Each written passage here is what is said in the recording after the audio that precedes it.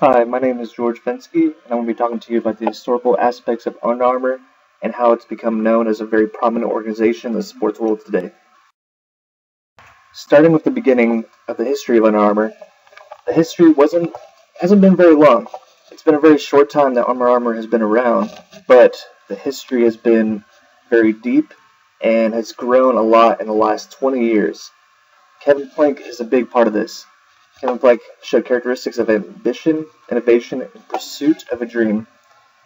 While he was a captain at the special teams unit of the University of Maryland football team, they always wore these cotton shirts that would just sweat and just weigh down on what they're wearing underneath the football pads already.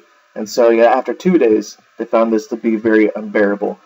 And so in 1996, after he was finished with school, he decided, after being a former athlete and understanding how business side works too, he conducted research on different performance apparel and then found the right fabrics, put them together, created a prototype, and launched the organization of Under Armour in his grandma's basement, which is quite incredible to go from his grandma's basement to what it is today.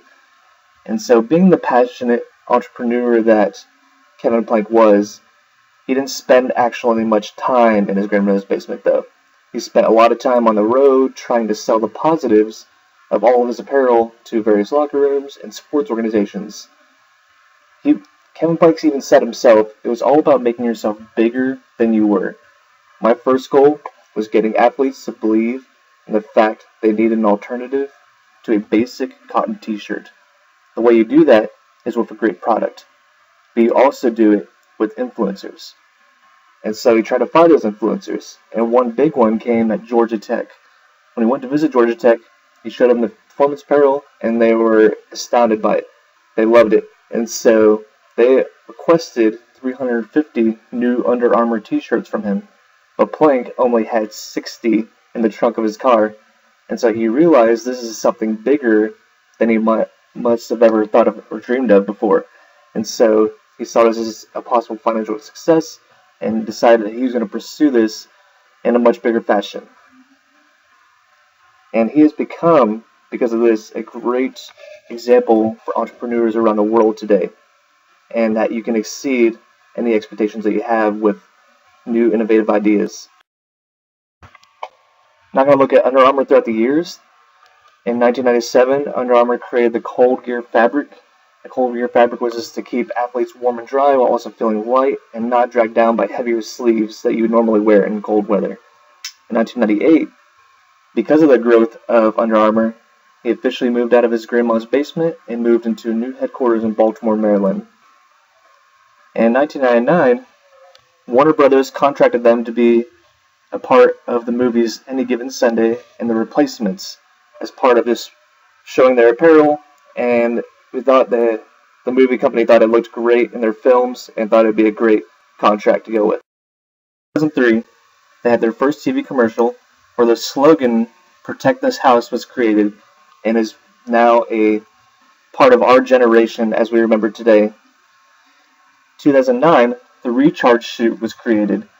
The Recharge suit was created to reduce soreness and fatigue while making the most of your workout or performance in a compression suit. And Under Armour created a suit for the Team USA bobsled team.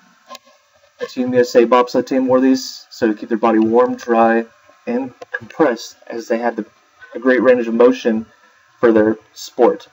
Core shorts were then created to bring the highest amount of strength and explosiveness from the lower body to be used across all sports, which is something that has also become an identity for Under Armour today. In 2011, Armour 39 was created. It's something that is a material that goes around your body to keep track of time, to keep track of how your body is performing, and it's become a great tool for personal trainers. Charged cotton was then created and seen as what you've always wanted in cotton, but better with Under Armour included. So you have everything you need in the cotton shirt, the comfort, but you also feel the sleek compression and the sweat just flushing through the body. Cold black was also created as a new form of warm weather gear, to help resist the heat and keep you feeling dry and cool in the worst conditions.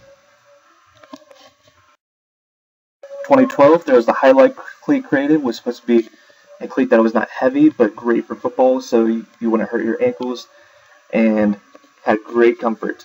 And the Armour Bra was created as something for women, as similar to any other compression like the core shorts, but for the woman in the Armour Bra. And in 2013, they made improvisations on the Armour 39 brand, and they created the Spine Venom running shoe, which is supposed to have the durability and be able to run as you would in football or any other sport with cleats, but with a running shoe. Sponsorship continued throughout the history of Under Armour and has helped the growth in the organization.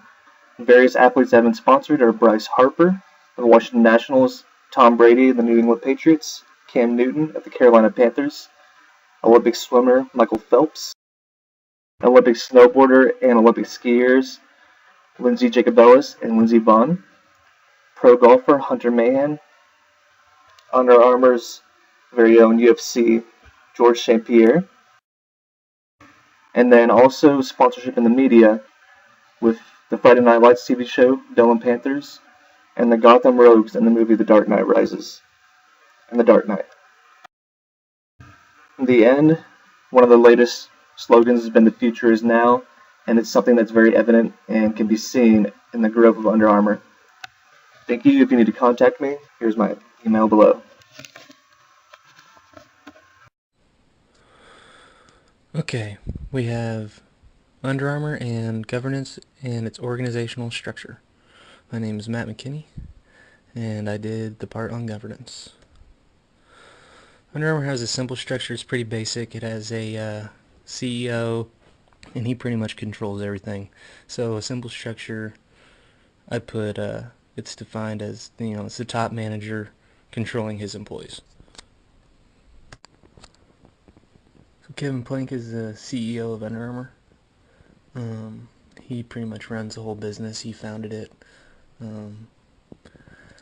So he's been the CEO since '96, and interesting story is he played football for Maryland, and he was a special teams captain, and he wore cotton shirts under his gear, and he he would be sweaty all the time. The shirts would get wet, and he would just have to change it. He would just have to change his shirts. So he wanted to create something to where he, didn't have to take it off, and better material, more waterproof, if you will. And so he created, what is now performance apparel. So that was pretty interesting to me. And these are people making decisions in Under Armour. He has a board of directors, shareholders, but the board of directors, he has 8 different people, from former CEOs, even U.S. Navy chief and admiral, executive vice presidents, all that. So these are the guys that make the decisions in Under Armour. Thanks. Hello, my name is Shane Borngren, and I will be talking to you about 3 different topics: career opportunities with Under Armour, the necessary qualifications for employment, and the current issues within the organization. Under Armour is one of the biggest, baddest brands on the planet, and this is exactly how they market their product all the way down to the core. In fact, they market their job offerings with this exact saying, which motivates individuals to become interested in being Under Armour's next employee. Their marketing strategies also aren't hesitant to say there are opportunities within this organization. Under Armour is based out of Baltimore, where the feeling is similar to a campus when you work there. The home feeling is there, which brings a comforting feeling to their employees. Qualifications come with every job. It's one of the reasons we go to college. Opportunities are opened when you qualify. Looking at some of the qualifications directly from Under Armour itself closes doors for some and opens doors for others. Having strong working knowledge of and recruiting network in the district, having a team player attitude, Strong business skill sets and strong communication skills is what Under Armour is looking for. There are some basic qualifications in which you can become a manager for Under Armour, but some of the more important qualifications come from your education and experience background. One must have a bachelor's degree and 3 to 5 years of multi-management experience.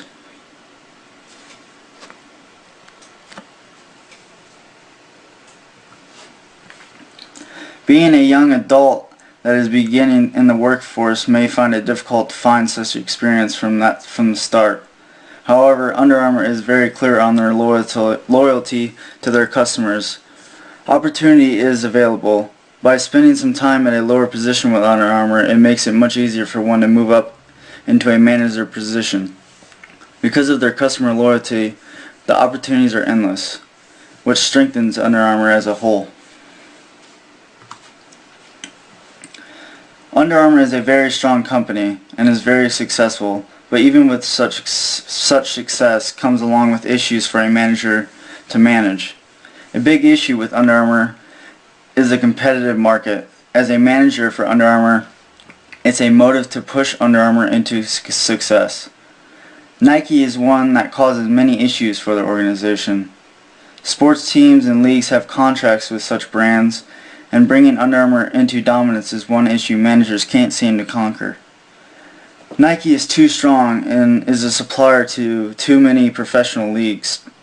These professional teams market the brands to almost everyone, is one of the strongest marketing plans.